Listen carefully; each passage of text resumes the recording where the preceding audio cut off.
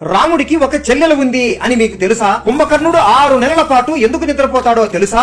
రావణుడి భార్య మండోదరి పుట్టినప్పుడు ఒక జంతువు అని మీకు తెలుసా? రామాయణంలో మీకు తెలియని 4 వ్యక్తుల గురించి ఈ వీడియోలో తెలుసుకుందాం. వీడియో చివరి దాకా చూడండి. శూర్పణఖ, రావణుడి చిన్న చెల్లెలి పేరు మీనాక్షి. అందరూ శూర్పణఖ అని పిలుస్తారు. శూర్పణఖ రాముడిని చూసి ఎలాగైనా ఇతన్ని పొందాలి అని అడగగా రాముడు నిరాకరిస్తాడు. దానికి కోపంతో సీతాదేవిని చంపడానికి వెళుతుండగా లక్ష్మణుడు శూర్పణఖ ముక్కు చెవులు కోస్తాడు. దాంతో రావణుడికి చెప్పి రాముడి మీద ప్రతీకారం తీర్చుకోవాలి అని అనుకుంటుంది. కానీ ఇది నిజం కాదు. శూర్పణఖ రావణుడి మీద కోపంతో రావణుడి మీద ప్రతీకారం తీర్చుకోవాలి అని రావణుడిని రెచ్చగొట్టింది అని మీకు తెలుసా? శూర్పణఖ వయసులో ఉన్నప్పుడు దానవ దుష్టబుద్ధితో ప్రేమలో పడిపోయింది. దుష్టబుద్ధి కాలికేయులకి రాజులా పరిపాలించేవాడు. కానీ రావణుడికి ఇష్టం లేకపోవడంతో ఇద్దరు పారిపోయి వివాహం చేసుకుంటారు. ఇది రావణుడికి తెలియగానే రావణుడికి కోపం మరింత ఎక్కువైపోయి రావణుడు తన సైన్యాన్ని తీసుకుని కాలికేయ రాజ్యం మీద దండయాత్ర చేసి దుష్టబుద్ధిని హతమారుస్తాడు. తన కళ్ళ ముందే తన భర్త దుష్టబుద్ధిని తన అన్న రావణాసురుడు చంపడంతో కోపం మరియు బాధ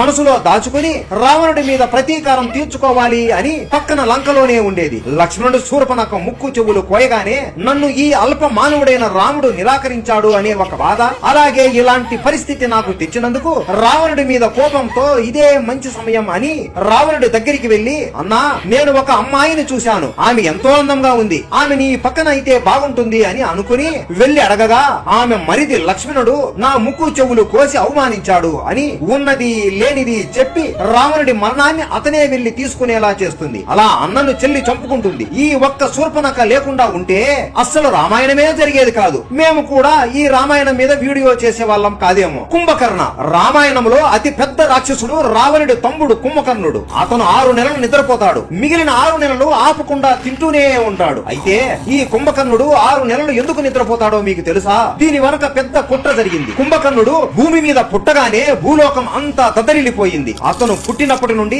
ఆకలి ఆకలి ఆకలి అని ఏది పడితే అది, ఎవరిని పడితే వాళ్ళని, ఏ జంతువు కనబడితే దాన్ని తినేసేవాడు. ఒక్క రోజుకు తక్కువ అంటే 1000 మంది మనుషులని జంతువులని చంపి తినేసేవాడు. మనుషులు అందరూ భయపడి ఇంద్ర దేవుని దగ్గరికి వెళ్లి పూజించడంతో ఇదంతా తెలుసుకుని కోపంతో కుంభకర్ణుడిపై యుద్ధానికి దిగుతాడు. అప్పుడు కుంభకర్ణుడి వయసు 20 సంవత్సరములు. ఆ వయసులోనే ఇంద్రుడిని ఘోరంగా ఓడించి అతని వాహనం అయిన ఐరావత దంతాన్ని విరిచేసి తరిమి కొడతాడు. ఇంద్రుడు అవమానంతో ఈ కుంభకర్ణుడిని ఏదో ఒకటి చెయ్యాలి అని పన్నాగం పన్నుతూ ఉంటాడు. కుంభకర్ణుడు బ్రహ్మకు తపస్సు చేసి ఇంద్రాసనం అయిన ఇంద్రుడి సింహాసనం అడగడం బదులు నిద్రాసనం కావాలి అని అడుగుతాడు. అయ్యో నేను ఎందుకు ఇలా అడిగాను, నాకు ఏమైంది అని కుంభకర్ణుడు బాధపడుతూ ఆలోచిస్తుండగా ఇంద్రదేవుడు దీనికి కారణం నేనే, సరస్వతీ దేవి సహాయంతో నీ నోటి నుండి ఇంద్రాసనంకు బదులు నిద్రాసనం వచ్చేలా చేశాను. ఇది నీకు వరం కాదు, శాపం అంటాడు. కుంభకర్ణుడు యుద్ధానికి వెళుతుండగా నిద్ర వచ్చి నిద్రపోతాడు. రావణుడు బ్రహ్మకు తపస్సు చేసి కుంభకర్ణుడి శాపాన్ని వెనక్కి తీసుకోమని అనగా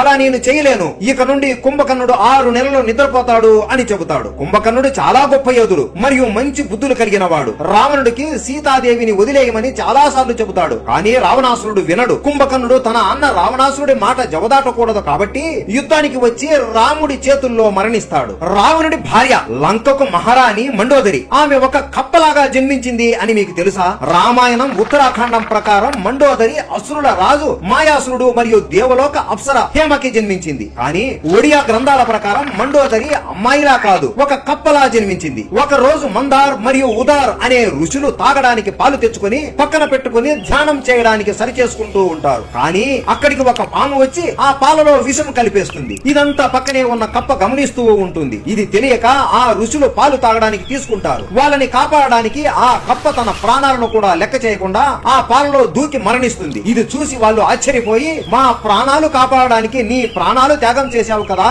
నువ్వు ఒక సుందరమైన స్త్రీలా మారిపోయి బ్రతుకుతావు అని వరం ఇస్తారు. వెంటనే ఆ కప్ప అందమైన స్త్రీలా మారిపోతుంది. ఆమెను చూసి వెంగవతి అని నామకరణం చేస్తారు. వెంగవతి అందం గురించి ప్రపంచం మొత్తం అందరికీ తెలిసిపోయింది. ఆమెను పొందడానికి కిష్కింధ రాజ్యానికి రాజు అయిన వాలి మరియు లంకకు రాజు అయిన రావణాసురుడు పెద్ద యుద్ధం కూడా చేస్తారు. ఇద్దరు వెంగవతి ఒక్కో చెయ్యి పట్టుకుని ఒకరి వైపు ఒకరు గట్టిగా లాగుతూ ఉంటారు. రావణుడు మరియు వాలి ఇద్దరు చాలా శక్తివంతులు కదా, మీరే ఊహించుకోండి వెంగవతిని ఎంత గట్టిగా లాగుతూ ఉంటారో. అలా ఇద్దరు లాగుతున్నప్పుడు వెంగవతి శరీరం 2 భాగాలుగా విడిపోయి చనిపోతుంది. అక్కడ నుండి వాలి వెళ్లిపోతాడు. కానీ రావణాసురుడు దేవతలను ప్రార్థిస్తాడు. ఇది చూసి బాధపడిన యమధర్మరాజు మరియు వాయుదేవుడు ఆమెకు మళ్లీ ప్రాణం పోసి మందార్ మరియు ఉదార్ ఋషుల పేర్లు కలిపి మండోదరి అని నామకరణం చేస్తారు. మన పురాణాలలో మండోదరిని పంచకన్యలలో ఒకరు అని చెప్పుకుంటారు. పంచకన్యలు ఎవరు అంటే ద్రౌపది, కుంతి, అహల్య, మండోదరి మరియు తార. పాపం మండోదరి ఒక్కసారి కాదు ఎన్నో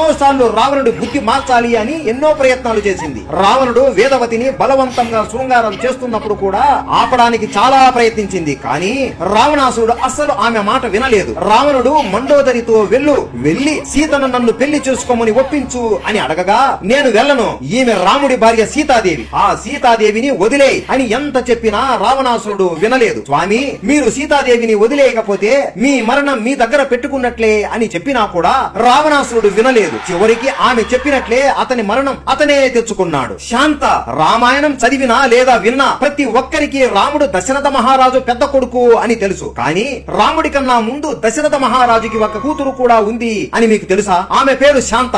ఈమె గురించి చాలా తక్కువ మందికి తెలుసు. ఈ రోజు రాముడి అక్క శాంత గురించి మీకు తెలియజేస్తాను, వినండి. వాల్మీకి రామాయణం బాలాఖండం ప్రకారం అంగదేశం రాజు రొంపత్ మరియు ఆయన భార్య వర్షిని ఇద్దరు అయోధ్యకు వస్తారు. రొంపత్ మరియు దశరథుడు చాలా మంచి మిత్రులు. వర్షిని కౌశల్యదేవి పెద్ద అక్క. ఆ రోజు భోజనం చేశాక మాట్లాడుకుంటూ దశరథుడు మీకేం కావాలో చెప్పండి, నేను నెరవేరుస్తా అని అనగా, అప్పుడు వర్షిని దశరథుడిని నీ కూతురుని మాకు ఇవ్వమని కోరుతుంది. దశరథుడు ఆశ్చర్యపోతాడు. అలాగే వీళ్ళిద్దరికి ఎన్నో సంవత్సరాల నుండి పిల్లలు పుట్టరు. అది కూడా ఆలోచించి ప్రాణం కన్నా మాట గొప్పది కాబట్టి, మాట ఇచ్చాడు కాబట్టి సరే అని తన ప్రాణం కన్నా ఎక్కువగా ప్రేమించే తన కూతురు శాంతని రొంపత్ రాజుకి ఇచ్చేస్తాడు. రొంపత్ రాజు శాంతని ఎంతో ప్రేమగా అల్లారు ముద్దుగా పెంచుతాడు. శాంత పెరిగి పెద్దయ్యాక పెళ్లి గురించి మాట్లాడుతుండగా ద్వారం దగ్గరికి ఒక బ్రాహ్మణుడు వస్తాడు. కానీ అతనిని వీళ్ళు పట్టించుకోలేదు. ఆ బ్రాహ్మణుడు ఇంద్రదేవుడి భక్తుడు, నన్ను పట్టించుకోకుండా అవమానిస్తారా అని ఇంద్రుడికి పూజించి ఈ రొంపతికి శిక్ష వేయమని కోరతాడు. కొన్ని రోజుల తర్వాత అంగదేశంలో భయంకరమైన వర్షాలు, తుఫాను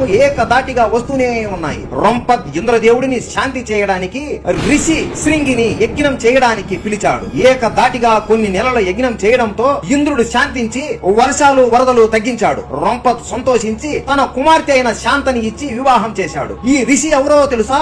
ఈ రిషినే దశరథ మహారాజుకి సంతానం కలగాలి అని యజ్ఞం చేశాడు. ఈయన వల్లనే రాముడు, లక్ష్మణుడు, భరతుడు మరియు శత్రుఘ్నుడు జన్మించారు. ఇలాంటి ఎన్నో ఎన్నో మహనీయమైన పాత్రలు, వాళ్ళ కథలు ఇంకా రామాయణంలో మనకు తెలియకుండా చాలా ఉన్నాయి. వీడియో చివరి వరకు చూసినందుకు మీ అందరికీ ధన్యవాదములు. మీ సపోర్ట్ మాకు ఎల్లప్పుడూ కావాలి. మీ అందరినీ పేరు పేరుగా కోరుకుంటున్నాము. మేము మీకోసం ఇలాంటి వీడియోస్ ఇంకా చాలా కష్టపడి చేస్తున్నాము. మన ఛానల్ తెలుగు హిస్టరీ టేల్స్ ని సబ్స్క్రైబ్ చేసుకోండి. జై శ్రీరామ్.